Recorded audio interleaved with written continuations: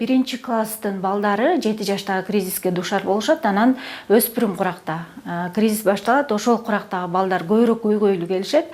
Ошондуктан бул учурда ата-энелер, бизде ата-энелерде бир минус бар да. Балдарын мектепке өткөрүп берип койчукандай эле жашашат да. Бардык жоопкерчилик мугалимдерде мектеп тарбиялаш керек деп. Жок. Ал жерде бир эле мугалим 40 бала да.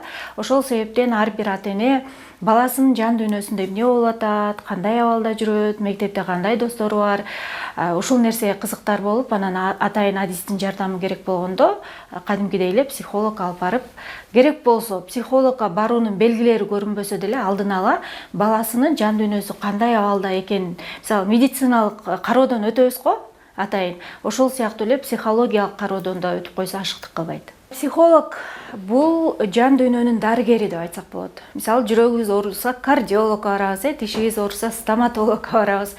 Жан дүйнөбүз сыздаганда уялбай эле, илгерки адамдарда бир уялуу сезими бар да, психологко барсам мени башкача ойлоп калышат деген. Жок, бул жерде жан дүйнөнүн дарыгерине кайрылып туруш керек. Мейли ал жөнөкөй жаранбы, мейли ал илимий чөйрөсүнүн аябай интеллектуалдык жактан бийик жаранбы, бул жерде эч кандай айырмачылык жок да.